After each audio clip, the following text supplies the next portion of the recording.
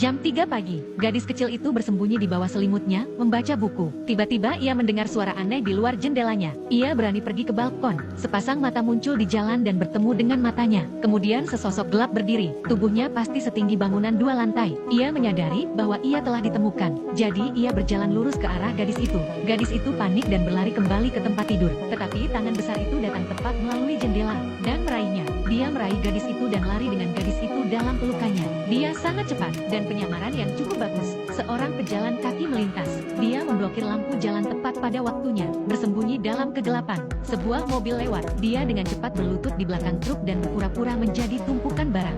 Seorang warga keluar untuk membuang sampah. Ia berdiri di depan 2 pohon, tanpa merasa tidak pada tempatnya. Dia benar-benar berlari melalui lapangan. Dengan satu lompatan besar ia menyeberangi jalan. Sprint yang keras adalah hembusan angin. Ia membawa gadis itu melintasi pegunungan dan lautan, dan melalui awan petir. Akhirnya ia tiba di sebuah gua besar. Itu dipenuhi dengan segala macam benda aneh dan tidak biasa. Gadis itu tergantung di dahan pohon dengan selimutnya. Dia mengintip ke dalamnya. Di sini, seorang raksasa sedang mengasah pisau. Di sana ada sebuah jendela. Gadis itu mencoba melarikan diri, memanjat sepanjang batang pohon. Tepat saat ia mendorong jendela terbuka, ia terlempar ke dalam panci oleh raksasa. Gadis itu ketakutan. Raksasa itu mengatakan kepada gadis itu, ada banyak raksasa di luar sana yang memakan manusia. Tergantung pada selera mereka, mereka memiliki nama khusus untuk mereka.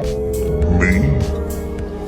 You think because I'm a giant that I'm a man goblin cannibal?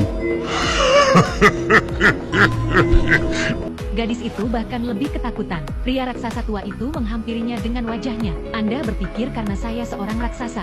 Dan kemudian, pria raksasa tua itu kemudian memakan labu besar yang tampak lengket. Sambil menjelaskan kepada gadis itu, dia tidak membawanya ke sini karena dia ingin memakannya. Tetapi ia khawatir jika gadis itu melihatnya. Ia khawatir jika wanita itu melihatnya. Ia akan menyebarkan berita tentang keberadaan para raksasa. Dan ras misterius mereka akan terungkap. Ketika gadis itu mengetahui bahwa orang tua itu bukan orang jahat, dia segera memberanikan diri dan meraih gadis itu, mengatakan bahwa di luar berbahaya, jangan melarikan diri tanpa izinnya. Ia kemudian menempatkan gadis itu di tempat pengintai kapal layar dan membiarkannya tidur di dalamnya pada malam hari. Namun setelah ia tertidur, orang tua itu pergi melalui gua menuju air terjun. Menarik kendali, sebuah jembatan turun ke bawah. Ia datang ke bengkelnya, botol-botol dan stoples berisi benda-benda berwarna-warni. Semua impian manusia. Dia mengambil sebuah guci merah berarti dipenuhi dengan mimpi buruk. Kemudian ia mengutak-atiknya. Ia memegangnya di atas kepalanya dan mengguncang-guncangkannya. Gadis itu tiba-tiba terbangun untuk menemukan orang tua itu terbaring tertidur di geladak. Ia membuka baut yang menahannya di tempatnya. Ia menyodok jendela dengan galak.